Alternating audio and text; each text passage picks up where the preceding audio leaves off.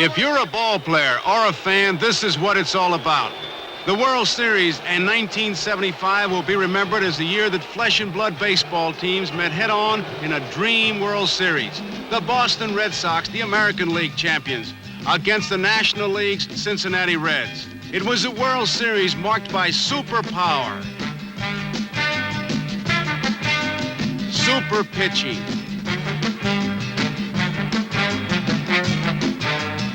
two super catchers, super effort,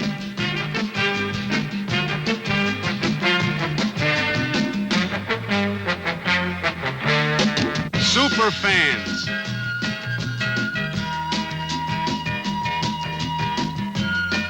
It'll be remembered very clearly as truly a super World Series.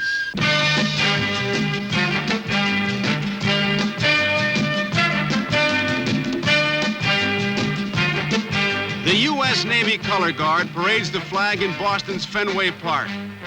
And Game 1 of the Super Series 75 is about to begin. For the Red Sox, Senor Luis Tiant, from Cuban exile to King of the Hill in Boston. He gives you all kinds of motion.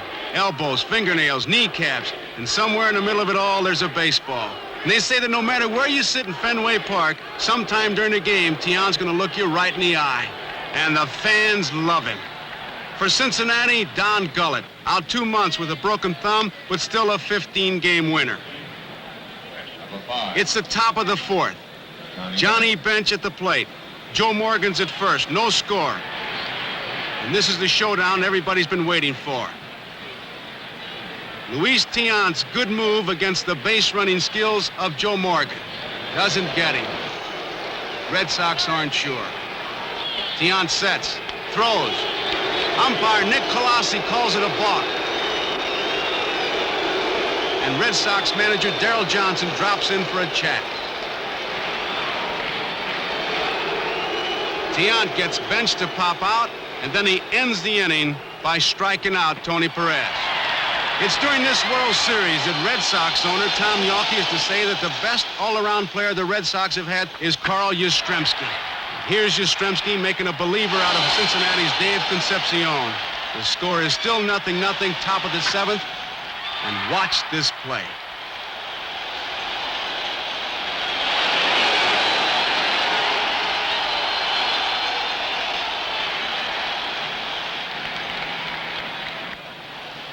In the bottom of the seventh, Tiant didn't look like a guy who hadn't been to bat in 3 years. Base hit. He did look like a guy who hadn't been on base in 3 years. Johnny Pesky gives him a jacket and says, now make a left turn. Dwight Evans wants Tiant to second. Make a U-turn, Louis.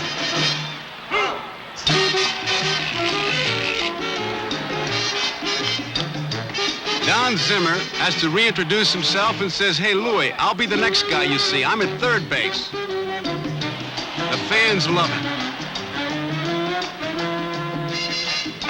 Denny Doyle singles Tiant to third.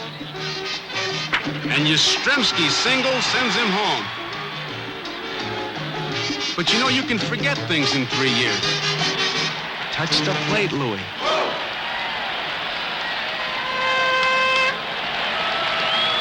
The Red Sox keep rolling. Petrocelli's single off reliever Will McEnany scores 2 more. Sparky Anderson's unhappy. Rick Burleson's single drives in the 4th run. And Carlton Fisk slides in with the 5th run of the inning. And the Sox get another one before they're retired. Treasury Secretary William Simon threw out the first ball. He's a spectator. And Luis Tiant, who started the big inning, now finishes it. And Tiant goes back to the mound with a 6-0 lead. Tiant closes the door 1, 2, 3 in the 8th, and in the 9th he gets Perez.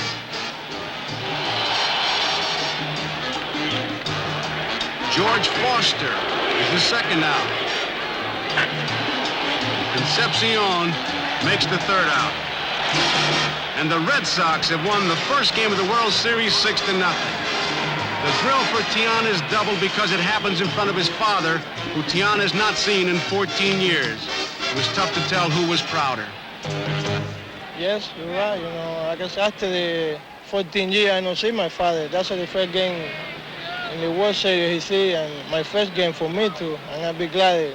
You know, like I said before, I thank God I can be with him again.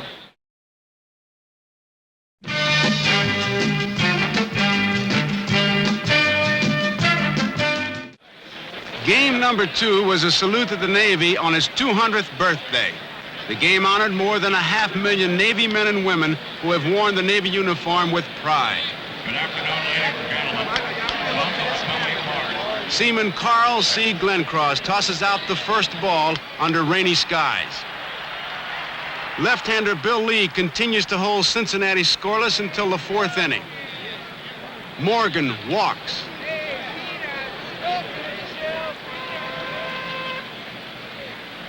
Johnny Bench singles, sending Morgan to third.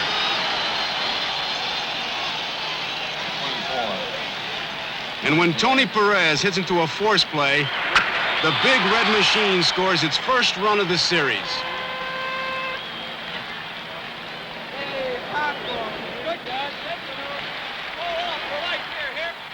In the top of the 6th, with 2 men out, Johnny Bench hits a sinking line drive towards center fielder Fred Lynn. You can see it wasn't just his batting that made Lynn the first rookie in baseball history to be named his league's most valuable player. Watch this play again.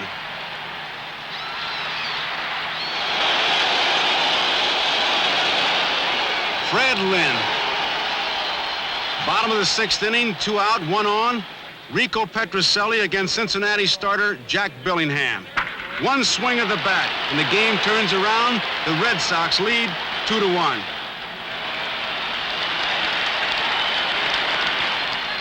And despite a 27-minute rain delay, Bill Lee holds the Boston lead until the 9th. The lights are on. Johnny Bench is the hitter. Number 5, Johnny Bench. Bench looking for an outside pitch, gets it, and hits an opposite field double.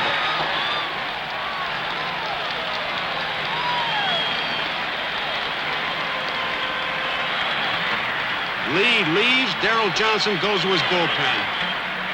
Number 41, Dick Drago. Now pitches the Boston. Got a man on second base, Dick. I'll tell you what, just get right. Second sign, all right. But the thing about it is just go right in and hard, in and out, up and down. So we'll get right after him. Come on. Dick Drago gets 2 quick outs.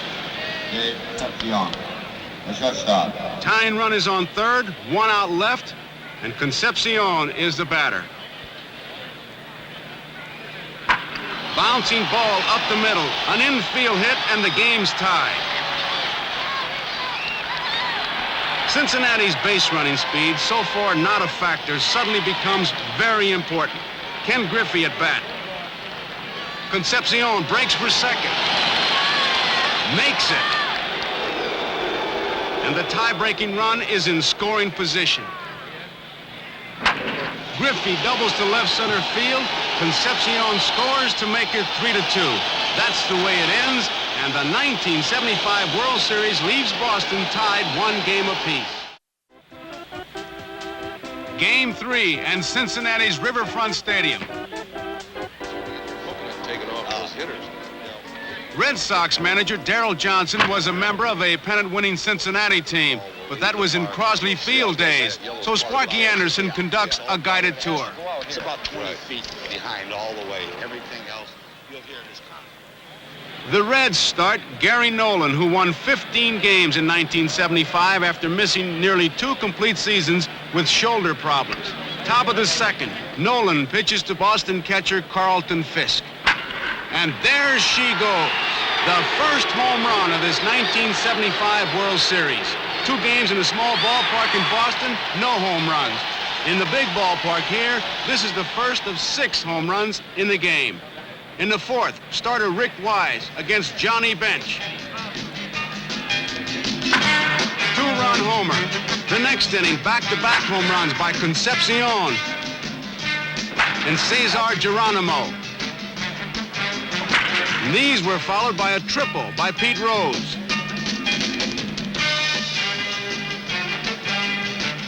And watch him run. Rose says he always gives 110%, and it shows. Rose scores on Joe Morgan's sacrifice fly, and the Reds lead 5-1. Number 1, Bernie Carbo.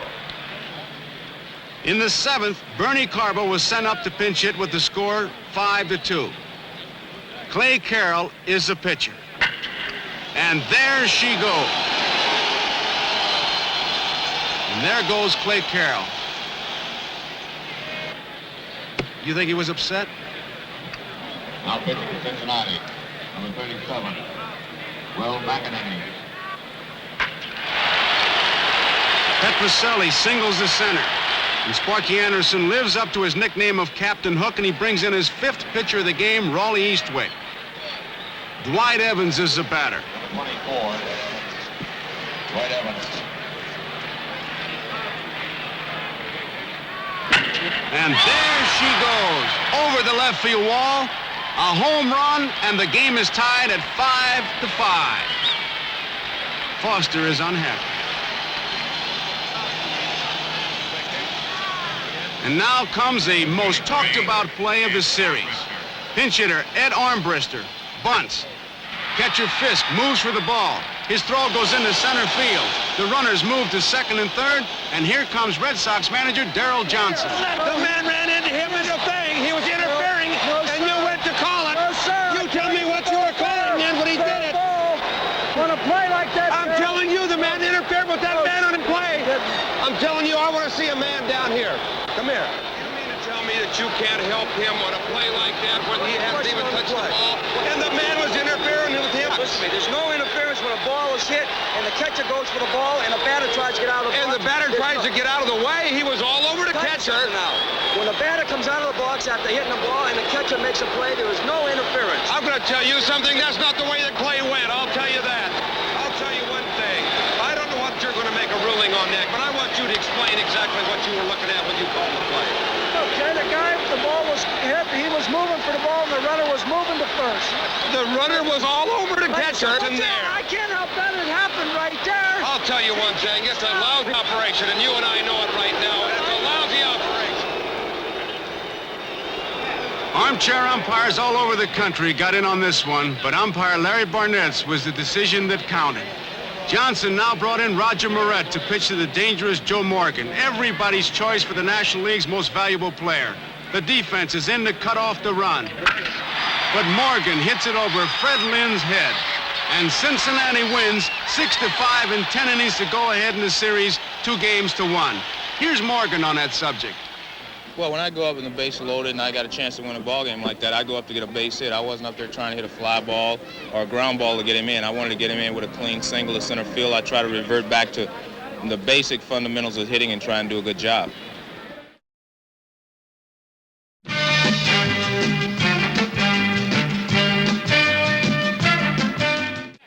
The Red Sox, hoping to even the series, named Luis Tiant to come back in Game 4.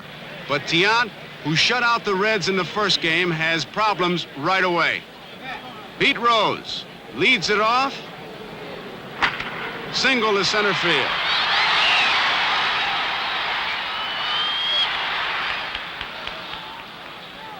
Griffey hits the next pitch to left center field. It's a double, scoring Rose. Griffey was out trying to stretch it to a triple. Joe Morgan walked, and with 2 out, Johnny benches the hitter. Bench lines one between Evans and Lynn, a 2-base hit, and it scores Morgan with the second run.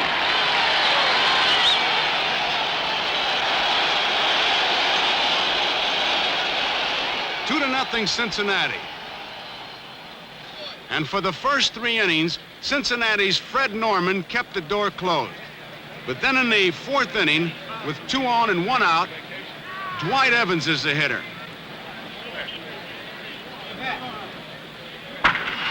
Evans triples to right center field, tying the game.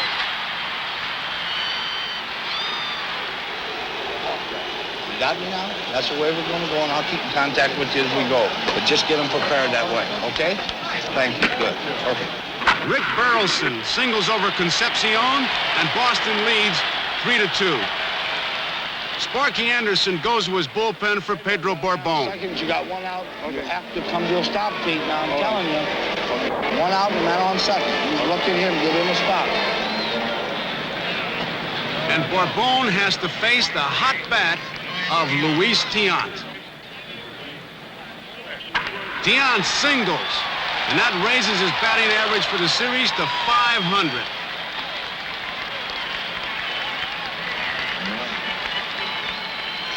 Burleson scored on an error, and then Yastrzemski hit this one to shallow center field, but watch the bounce. Tiant scores, and the Red Sox lead 5-2. This game is not an easy one for Luis Tiant. 2 out in the 4th. And George Foster is the batter. Foster, an infield hit. Good try, but not in time.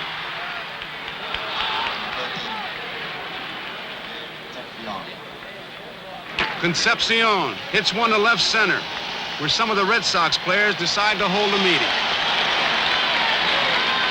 Foster scores, and it's 5-3 Boston. Sparky and Kluszewski enjoyed it. Geronimo is the hitter. And Geronimo lines down the left field line. It gets past Juan Beniquez, and it goes for a 3-base hit. The score, 5-4. As easy as Tiant made it look in the first game, that's how tough this one is.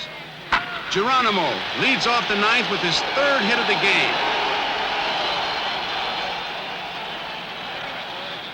Armbrister is up there. Armbrister bunts, this time without incident, and it moves Geronimo to second. Luis Tiant is concerned. Mrs. Tiant is concerned. Darrell Johnson is concerned. What do you guys think? I got a left-hander down here, Louis. Can you get him? All right. You get right after them. If that ball comes back to you, make sure a 1 out there. And get after him good. Come on. Pete Rose walks, so Ken Griffey comes to the plate with the tying and winning runs on base.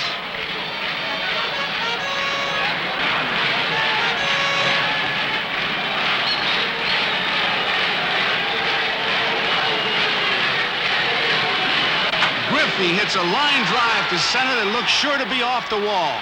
What a catch. Watch it again. Fred Lynn. But Tiant still has a problem. Joe Morgan. Geronimo is at second base. Watch him break. Tiant throws. Morgan pops it up. It was the 163rd pitch of the game. The Red Sox win what one big league manager used to call a cliff dweller. Boston 5, Cincinnati 4.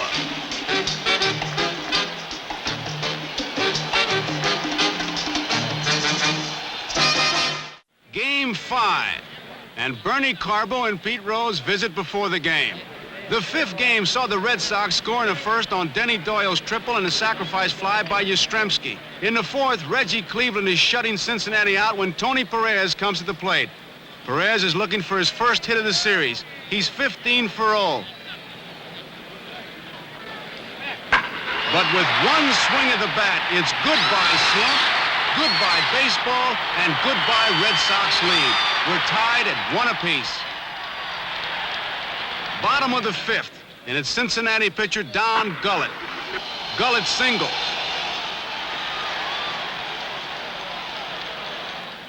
Cleveland against Pete Rose. Rose doubles into the left field corner. Don Gullett scores, and the Reds lead 2-1. And now we'll see another way that Joe Morgan helps his ball club. After he walks in the bottom of the 6th, Joe Morgan breaks for second. Watch Denny Doyle. He's pulled towards the bag, and Johnny Bench hits right through the hole vacated by Doyle. 24. Tony Perez. And then Tony Perez shows that the slump is really over. There she goes. We have ourselves a 5-1 ball game.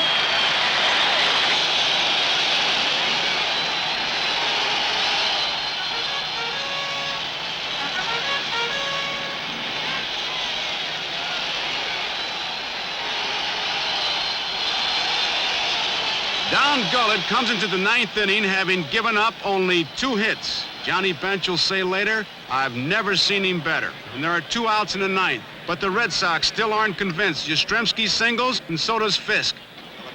Here is Fred Lynn. A double down the right field line, scoring Yaz. And Sparky Anderson decides that it's time to make a change. A record crowd of 56,393 give Gullett a standing ovation. Number 6, Nico Petroselli. Eastwick comes in, strikes out Petroselli, and the World Series moves back to Boston with the Reds leading 3-2.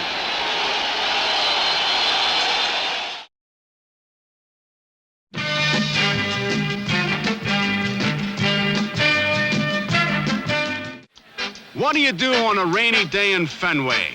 Well, you don't play baseball. Commissioner Bowie Kuhn and a staff of umpires inspect the field, and they announce there's no chance. 3 days of rain, 3 postponements, and hardly a man is now alive who remembers that day in '75 when this World Series started. Finally, the clouds and the tarpaulin were both rolled back, and the fans sat down, not realizing that they were about to see the game to which other World Series games would be compared for years to come. Here on the official lineup. For the Boston Red Sox, it was win or go home, so they went with the ace Luis Tiant. He got the Reds out in the 1st. And Gary Nolan went to the mound for Cincinnati. Nolan got the first 2 batters, and then Yastrzemski and Fisk singled. Here is Fred Lynn. There she goes, a home run, and Fenway Park goes wild as the Red Sox take a first inning 3-0 lead.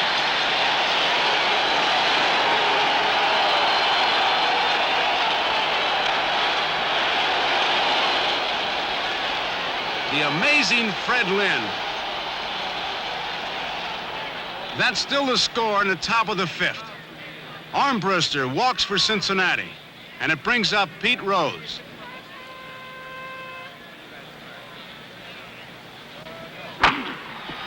Rose singles, and there are men on 1st and 3rd.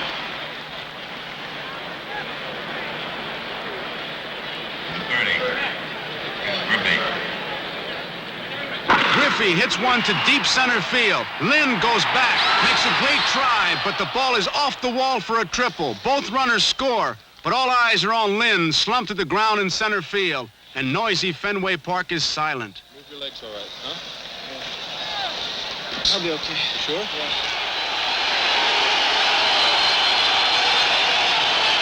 The famous left field wall in Fenway has been ignored up to now. But Johnny Bench singles off it and ties the score at 3-3. Watch Yastrzemski play that ball perfectly.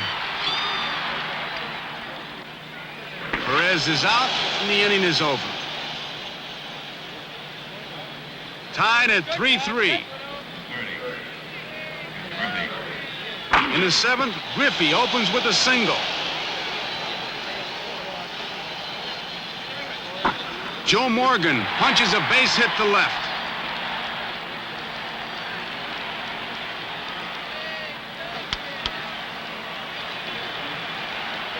Luis Tiant gets the next 2 men, Bench and Perez, but George Foster doubles high off the center field wall, and the Reds lead 5-3.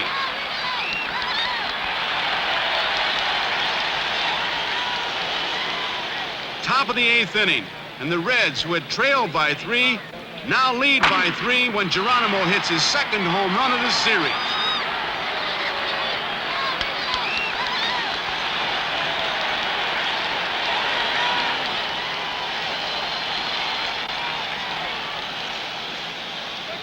Darrell Johnson goes to the mound and signals for Roger Moret. Okay, Louis. It is not Tiant's night, but the Red Sox fans still love their Louis.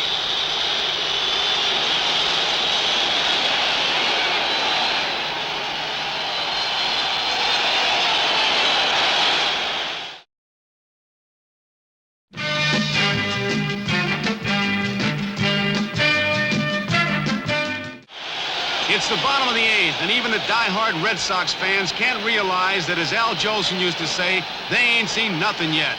Lynn singles, Petrocelli walks, and Sparky Anderson brings in Eastwick. You're ready now, aren't you? Yeah. Yeah. You got first and second, nobody out. Let's go to work. Eastwick is his 6th pitcher of the game. And after he gets 2 outs, Bernie Carbo is the pinch hitter.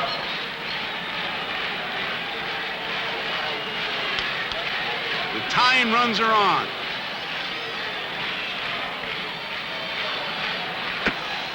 And after 2 strikes, Bernie Carbo gives a hitting clinic of his own. First, the worst-looking swing of the series, and it's foul.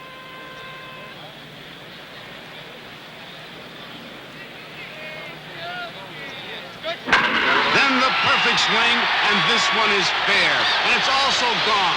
The game is tied at 6-6. The Red Sox have come back from a 3-run deficit. They're back in the World Series, and nobody knows that better than Bernie Carbo.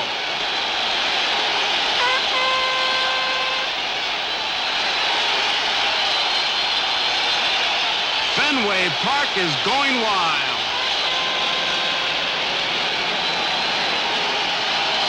Except in certain parts.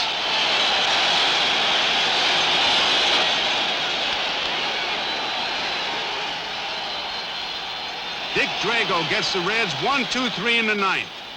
In the Boston 9th, Denny Doyle walks. Yastrzemski singles, and Sparky changes pitchers. This time it's Will McEnany. He walks Fisk intentionally. Bases loaded, nobody out, and Fred Lynn the hitter. Lynn hits a fly ball to short left field. Caught by Foster, and watch what happens when Doyle tries to score. Out! McEnany gets Petrocelli to ground out, and we go into extra innings. In the top of the 11th, Rose goes to first base when the plate umpire says that Drago's pitch hit him. Fisk doesn't think so.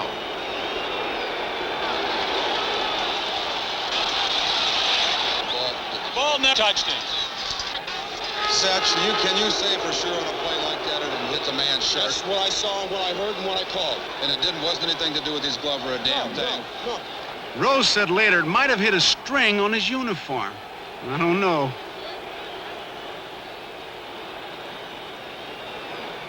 Griffey bunts. Fisk makes a perfect throw to get Rose. Joe Morgan is the batter. Morgan lines one to right field. What a catch. Sparky Anderson was to say later, it was just about the greatest catch I've ever seen. Watch it again.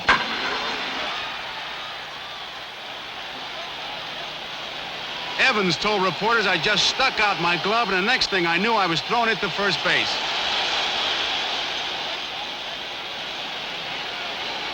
Now he realizes he got the double play.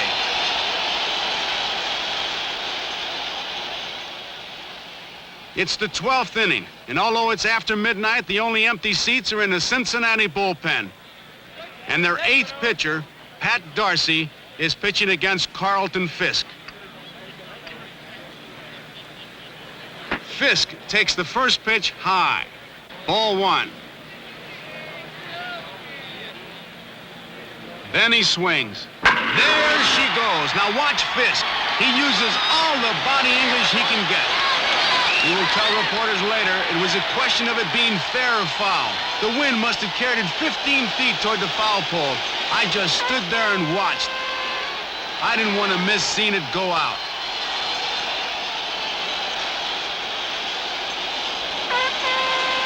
Here it is again. How to sum up this game? Well, maybe it was done best by Cincinnati's Pete Rose, who said, "I never like to lose, but I'm proud to have played in this ball game." The unbelievable 1975 World Series goes to Game 7. But here's Fisk. It's probably one of the most exciting ball games that I've ever played in, regardless of whether it's been a World Series or whether it's been a regular ball game, but even more so since it was a World Series. It was a crucial game for us and maybe a crucial game for baseball itself. I think we showed a lot of people how the game's supposed to be played.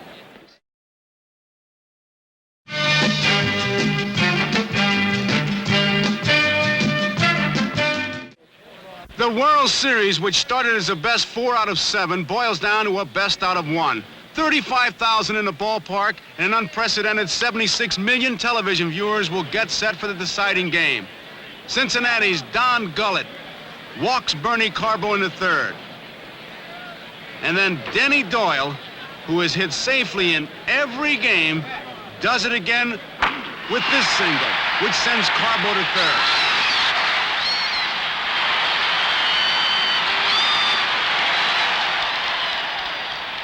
Yastrzemski is the batter.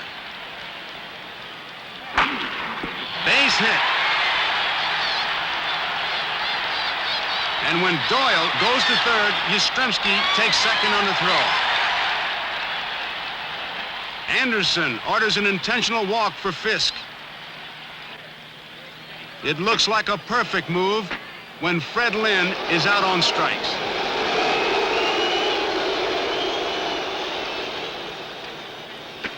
Petrocelli walks on a full count to make the score 2-0. And then Dwight Evans walks on 4 pitches to make it 3-0. Don Gullett, though, gets Burleson, and that ends the inning. But the Boston Red Sox lead 3-0. That's the lead that left-hander Bill Lee, the one they call Spaceman, took into the 6th inning. 2 outs, 1 on, and Tony Perez is at the plate. Bill Lee tries a big, slow curve, and Perez rides it right out of the ballpark. The outspoken Lee said later, "I made a bad pitch. I lived by the slow curve all year, and I died by the slow curve." Lee survives a home run by Perez, but he's knocked out by a blister on his finger in the 7th.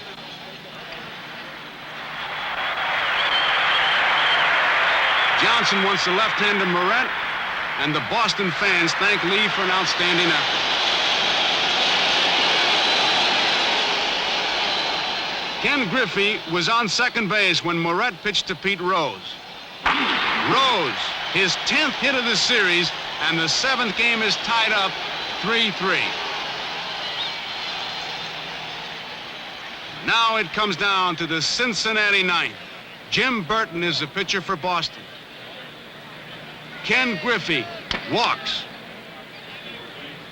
Geronimo bunts. Petrocelli slips but makes a great play at first base. I'll tell you what, now look, you don't have to, walking this man doesn't bother me a bit, okay? So you can go ahead and you can just work on him and let Jim throw his curveball and just pop it and don't worry about it, you know. This guy's a good fastball hitter. Just move the ball around, shoot for the black, okay?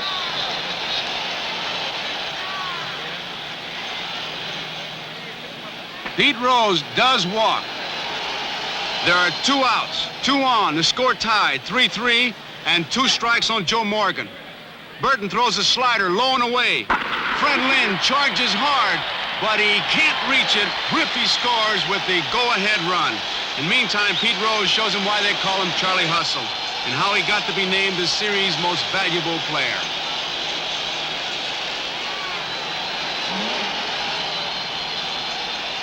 For the Boston Red Sox, it has all come down to this turn at bat. Cincinnati gets 2 quick outs, and now it's Will McEnany against Carl Yastrzemski, who has made it happen here so many times. Yes, it's a high fly ball to Geronimo in center field. And the 1975 World Series becomes not just history, but history written in big, bold letters for baseball fans to point at for years to come. The Cincinnati Reds are the world champions. The Reds win the World Series 4-3. It's a series where players on both teams can walk away with an enormous feeling of pride. It's a World Series that has given the fans who expect thrills in a World Series more than they expected. It is something special. A World Series that will be remembered for what it was, a Super Series.